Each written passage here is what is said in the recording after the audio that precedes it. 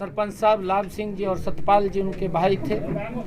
उन्होंने वहाँ पर कार्यक्रम का आयोजन किया। बड़ा कार्यक्रम, 5-6 हज़ार लोग वहाँ पर उपस्थित थे।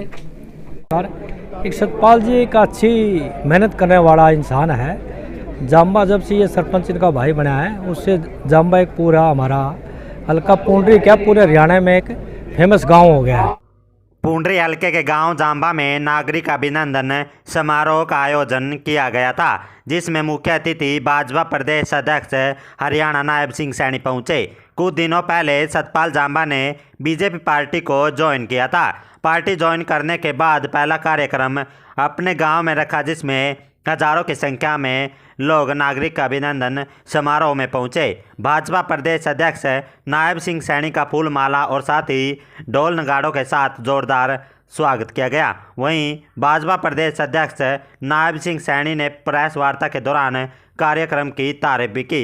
आइए क्या कुछ कहा आपको सुनवाते हैं। सतपाल जी ने कार्यक्रम किया क्योंकि बीजेपी उन्होंने ज्वाइन की थी, तो क्या कहेंगे? भाई साहब ने जो बीजेपी ज्वाइन किया ना, बहुत एक अच्छा काम किया है और आने वाला नवा चेहरा है। उम्मीद करते हैं कि आगे आएगा फील्ड में और विकास कार्य बहुत ज़्यादा करेंगे। तो आज भीड़ कैसी नज़र आ रही है? भीड़ तो भाई साहब देख रहे हैं, सभी लोग देख रहे हैं, आप भी देख रहे हो, भीड़ की गजब है। कितनी देर पहुंच रहे हैं प्रदेश अध्यक्ष? अभी 10-15 मिनट में सर। कैसा लग रहा है यहाँ का? बहुत बढ़िया माहौल है। सर क्या कहेंगे, जिस तरह से सतपाल जी ने बीजेपी ज्वाइन की है और एक सुंदर गांव भी है, हरियाणा का सबसे सुंदर गांव है, और बीजेपी ज्वाइन करना तो किस तरह से देखते हो आप? पहले तो आप सब भाइयों को नमस्कार, मेरे हल्का पुंडरी वालों को सब भाइयों को नमस्कार। एक सतपाल जी एक अच्छी मेहनत करने वाला इंसान है। जाम्बा जब से ये सरपंच इनका भाई बना है उससे जाम्बा एक पूरा हमारा हल्का पुंडरी क्या पूरे हरियाणा में एक फेमस गांव हो गया है। और ये बीजेपी में आने से इसे बीजेपी हमारे हल्के की पुंडरी की मजबूत हुई है।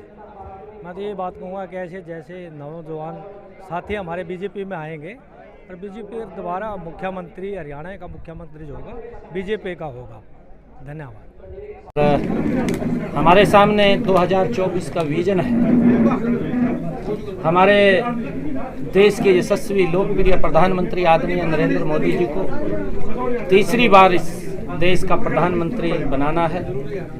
हरियाणा की हमने 10 की 10 लोकसभा की सीटें कमल के फूल के ऊपर खिला करके नरेंद्र मोदी जी को तीसरी बार प्रधानमंत्री बनाना। हरियाणा अहम भूमिका अदा करेगा।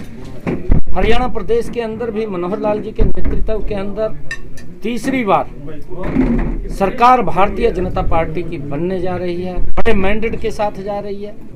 ये हरियाणा प्रदेश के लोगों ने आज तय कर दिया। आज देखने को भी मिल रहा है जो लोगों का जोश, कार्यकर्ताओं का जोश, आम जन का जो उत्साह देखने को मिल रहा है। मैं अभी जाम्बा के अंदर था। जाम्बा के हमारे सरपंच साहब लाभ सिंह जी और सतपाल जी उनके भाई थे। उन्होंने वहाँ पर कार्यक्रम का आयोजन किया। बड़ा कार्यक्रम, 5-6 हज़ार लोग वहाँ पर उपस्थित थे।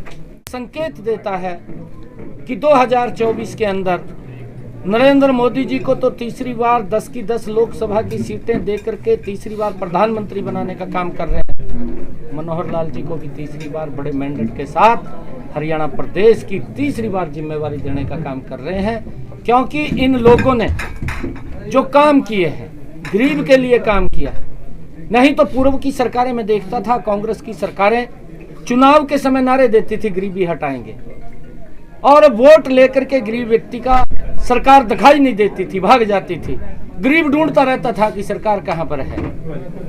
मैंने पहली बार देखा है नरेंद्र मोदी जी ने विकसित भारत संकल्प यात्रा के माध्यम से आज हमारी डबल इंजन की सरकार, नरेंद्र मोदी और मनोहर लाल जी के नेतृत्व वाली सरकार गांव-गांव जाकर के गरीब व्यक्ति को ढूंढ करके सरकार की योजना के साथ जोड़ने का काम कर रही है। या तो कांग्रेस का जो चरित्र रहा है, कांग्रेस का जो करैक्टर रहा है, वो वोट लेकर के लोगों को उनके हाल के ऊपर छोड़ना, उनके आगे समस्याएं पैदा करना, ये कांग्रेस की स्थिति रही है।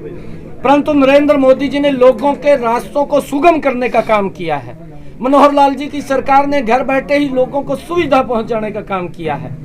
ये सरकार का अंतर है। आज देश और प्रदेश का एक नया इतिहास इन 10 वर्षों के अंदर नरेंद्र मोदी जी और मनोहर लाल जी के नेतृत्व में लिखा जा रहा है। आज हम देखते हैं। अध्यक्ष जी, दीपेंद्र हुड्डा 3 दिन पहले आए थे जी, और वो कह रहे थे प्रदेश के अंदर जो गठबंधन की सरकार नहीं, ठगबंधन की सरकार है, क्योंकि भ्रष्टाचार चरम सीमा पर पहुंचे। देखिए, भूपेंद्र सिंह हुड्डा के समय के अंदर भ्रष्टाचार की सीमा के ऊपर था। मैंने कहा कि गरीब व्यक्ति सरकार को ढूंढता रहता था।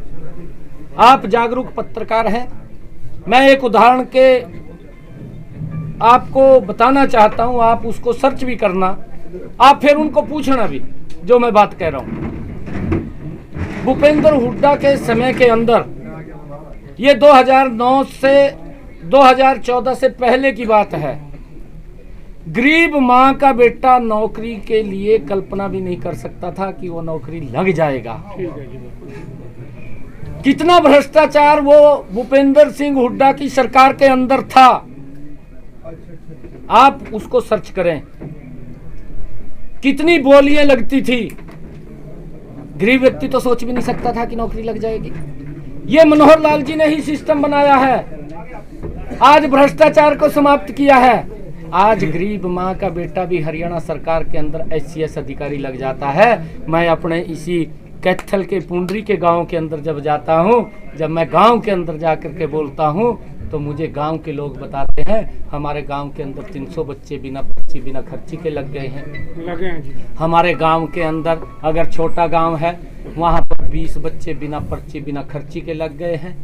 ये अंतर कांग्रेस की सरकार में, ये अंतर मनोहर लाल जी की सरकार के अंदर है, और उसका परिणाम है कि आज लोग देख रहे हैं 2024 के अंदर बड़े मैंडेट के साथ मनोहर लाल जी फिर तीसरी बार मुख्यमंत्री।